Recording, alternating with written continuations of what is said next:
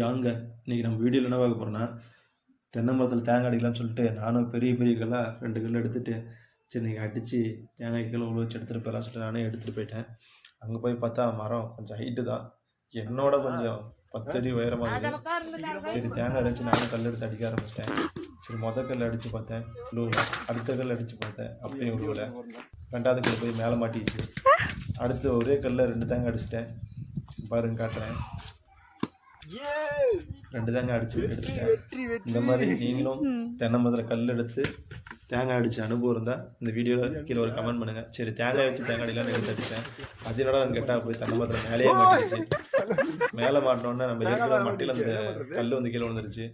இந்த மாதிரி சின்ன வயசில் தேங்காய் அடிக்கணும்னு சொல்லி கல் எடுத்து அடித்து மட்டையில் மாட்டி அந்த கல் வந்து மண்டை மேலே விழுந்து மண்டை உடஞ்சி ஹாஸ்பிட்டலாம் போயிருக்கிறோம் ஃப்ரெண்ட்ஸ் கூடலாம். அந்த அனுபவம் உங்களுக்கு இருந்து வச்சுருவேன். இந்த வீடியோவில் கீழே கமெண்ட் பண்ணுங்கள், இந்த மாதிரி நானும் அடிச்சிருக்கேன் அப்படின்னு சொல்லிட்டு. இந்த வீடியோ உங்களுக்கு பிடிச்சிருந்தா கண்டிப்பாக ஒரு லைக் பண்ணுங்கள், கமெண்ட் பண்ணுங்கள், ஷேர் பண்ணுங்கள், சப்ஸ்கிரைப் பண்ணுங்கள். அதுக்கப்புறம் பார்த்தீங்கன்னா நம்ம மேலே மாட்டி இந்த காயை எடுத்து போட்டு இன்னும் 2-3 காய் பிடிங்கி போட்டு சரி ஒரு இளநீ ஒன்று வெட்டி குடிச்சிட்டு போகலாம்னு சொல்லிட்டு ஒரு இளநீ ஒன்று வெட்டி குடிச்சிட்டு நானும் வீட்டுக்கு கிளம்பிட்டேன். நெக்ஸ்ட் வீடியோவில் சந்திக்கலாம். டாடா பாய்.